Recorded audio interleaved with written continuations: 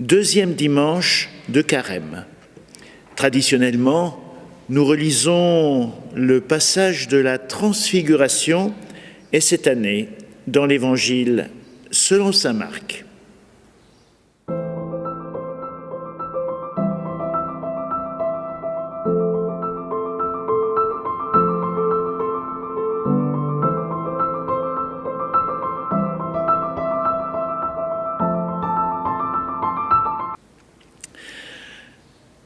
Évangile de Jésus-Christ selon saint Marc.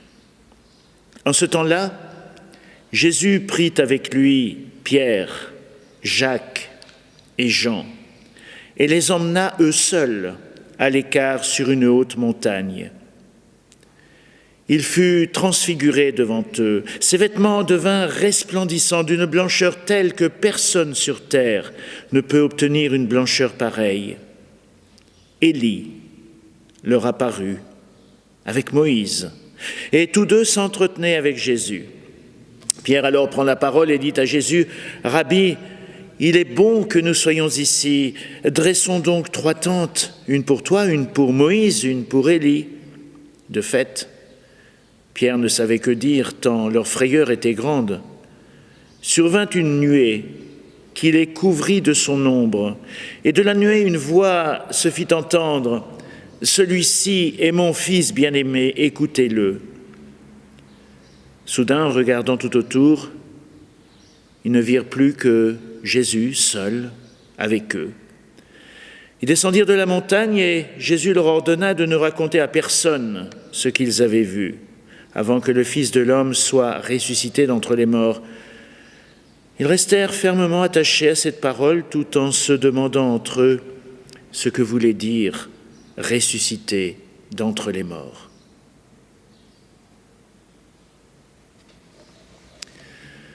Vous avez peut-être fait l'expérience de vivre des événements intérieurs bouleversants dont il est difficile de parler.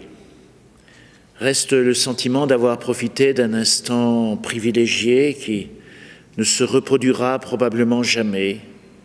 J'imagine Pierre, Jacques et Jean redescendant de la montagne, un peu chancelants, comme durablement éblouis.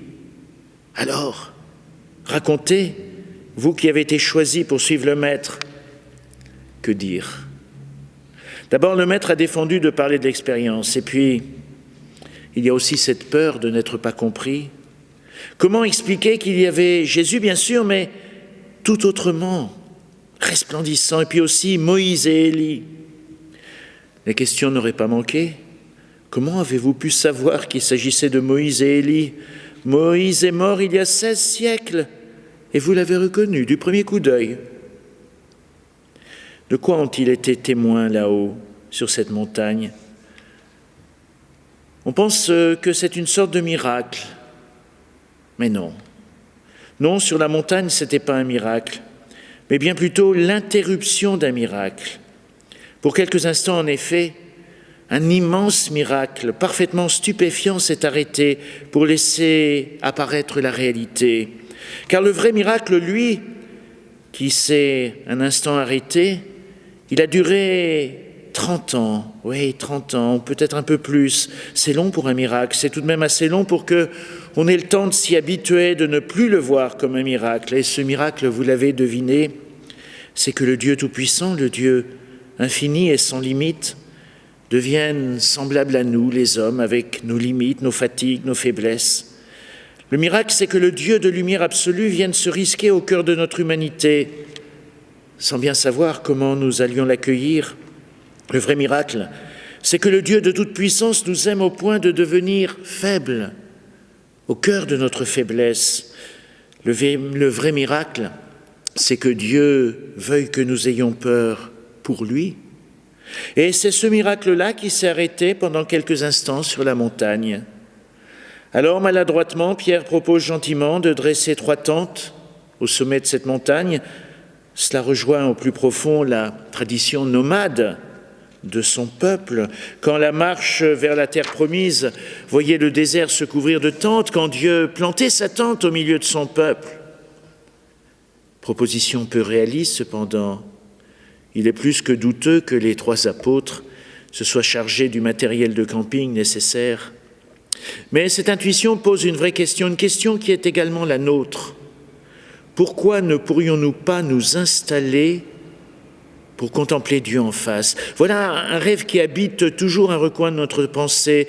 Nous installer dans la certitude, voir Dieu en face dans sa gloire, pour conjurer de manière définitive le doute, la peur, l'incertitude. Seulement voilà, si Dieu s'imposait à notre regard de manière indiscutable, aurions-nous vraiment le choix de croire en lui?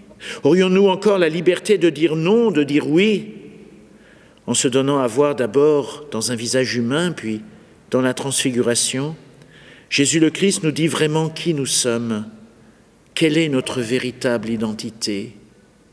Nous avons vocation, dans l'infini de Dieu, d'être un jour, nous aussi, transfigurés à son image. Un jour, un chasseur africain découvrit, dit-on, un jeune aiglon égaré, à bout de force, perdu. Rempli de compassion, il le prit et l'installa dans l'endroit qui lui paraissait le plus adéquat, son poulailler. Le roi des oiseaux, en grandissant, s'y trouvait en réalité fort bien. Il imitait les volailles, il sautillait à merveille comme les autres poulets de son âge, il picorait gentiment son maïs et se réfugiait peureusement sous le toit à la moindre inquiétude.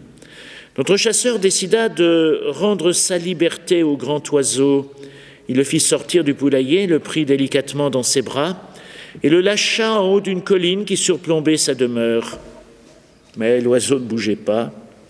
Et le chasseur lui disait « Tu es un aigle, tu es un oiseau du ciel, pas de la terre, ouvre tes grandes ailes, vole !» Mais l'oiseau ne bougeait pas, pire encore. Finit par apercevoir du haut de cette colline le poulailler tout en bas. Alors, en sautillant de manière disgracieuse, il descendit la pente pour retrouver son univers familier. Bon, le chasseur ne se découragea pas. Dès le lendemain, il emmena l'oiseau sur une très haute montagne. Parvenu au sommet, il le leva dans ses bras, le força à regarder le soleil qui se levait. « Tu es un aigle. Tu as été créé pour évoluer librement dans les airs, pour t'approcher du soleil. Tu peux parcourir des distances énormes et jouer avec les vents de tempête. N'aie pas peur, lance-toi, ouvre tes grandes ailes, vole !» Alors, l'aigle, fasciné par la lumière qu'il n'avait jamais observée d'aussi belle manière, se dressa en seigneur des airs. Déployant lentement ses ailes immenses, avec un cri de triomphe, il prit son envol de plus en plus haut jusqu'à disparaître à l'horizon. « Qui est né avec des ailes doit voler », commenta le chasseur en rentrant chez lui en chantant.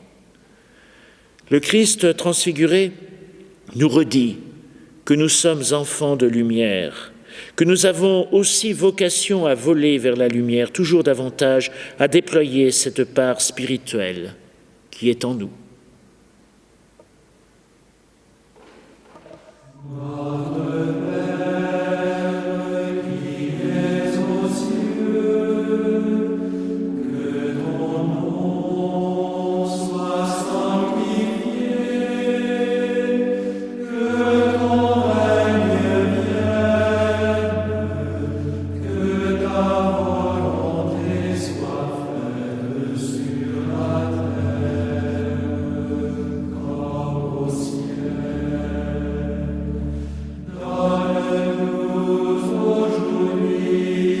Notre pain de ce